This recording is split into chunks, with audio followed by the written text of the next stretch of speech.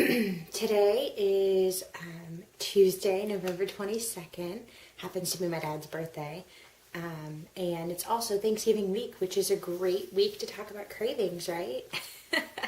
So I wanted to just kind of compile the last few days of the Made to Crave study and just kind of give you guys a couple of tips that I've come up with for this Thanksgiving week. And the first thing, just to kind of give you a little bit of backstory with my Made to Crave journey is I read the book a few years ago and fell in love with the truth that God made us creatures to crave. He wants us to have cravings. He wants us to crave Him and a relationship with Him. And what happens as humans is that we start to crave other things, whether it's riches or things like stuff. Or in my case, a lot of times it happens to be food or wine or something that is just outside of His will. He wants us to have relationships with Him and to crave Him. And so I fell in love with that concept, with that truth, and really subscribed to it. And I have been doing this study for, I guess today's day 8 days now, and really am just getting connected again with the truth that we are made to crave relationships with God over relationships with food and things of this world. And so in this study, Lisa talks about a lot of different things, but the one thing that she talks about is when we set up goals for ourselves, whether it's a weight loss goal or a financial goal, or perhaps it's a workout goal, something like that, we oftentimes tend to fall off the wagon, right?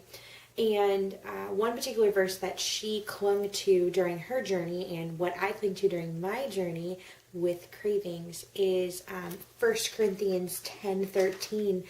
God will never let you be tempted beyond what you can bear. But when you are tempted, He will provide a way out so that you can stand up under it.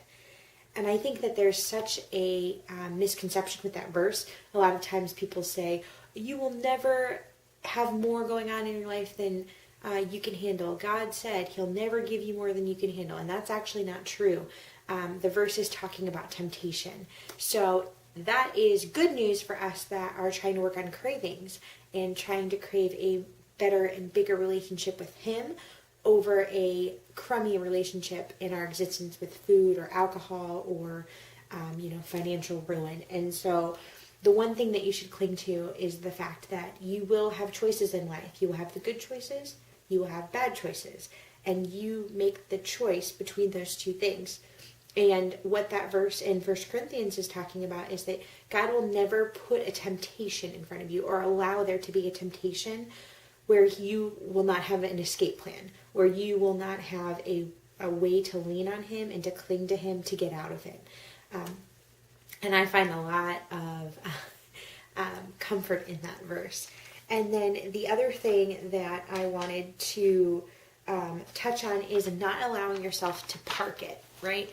And what I mean by park it is when you're looking at a goal that you have, right?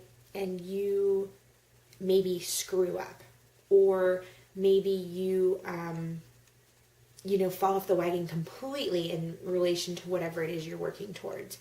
Don't park your thoughts or your belief in yourself in that moment, right?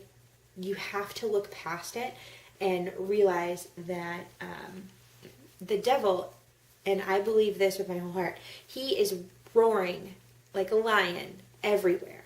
And when you fall off the wagon or you make a mistake and you sit there and focus on where you have gone wrong, he will start to feed you lies and say, if it's in relation to weight loss, for instance, he'll start to feed you lies that sound a little bit something like this. You have never finished something that you've started. You will never fit into that pair of jeans. You will never, go below pre-pregnancy weight. You've never actually had success in something. You always quit. You can't accomplish this goal.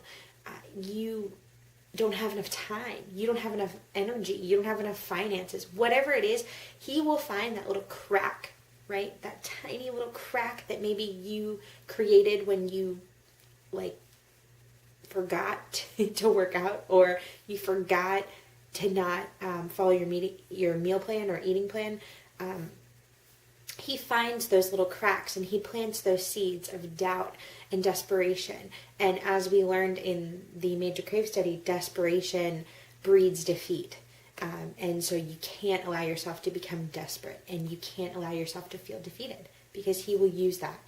And then my tips. So I guess 2 tips that I'll give you is, the first thing is you have to feed yourself the word. You have to fill yourself up with truth and light and salt.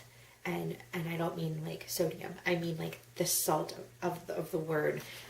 You have to fill yourself up with the good things and with real truth. Because in those times when you've got the good option and the bad option, you need to be able to lean on God and provide yourself the way out through his truth and his word. And the other thing that I will say is, on top of that, you need to be accountable to someone, whether it's a coach like me or maybe a friend. You've got to find somebody that actually will support you 110% in your journey. You know, they'll call you out when you are falling off the wagon. They will not allow you to make excuses for yourself, and they will help you to remember what your actual goals are. Maybe you write them out and you hand it to them and you say, look, if you see me, deviating from this plan, knock me out of it. And it's so important to have those types of people in your life, those types of relationships, and to always fill yourself up with the word. So I hope you guys are enjoying the Made to Crave study. I absolutely love it. Remember, live life fully each and every day, and you were made to crave.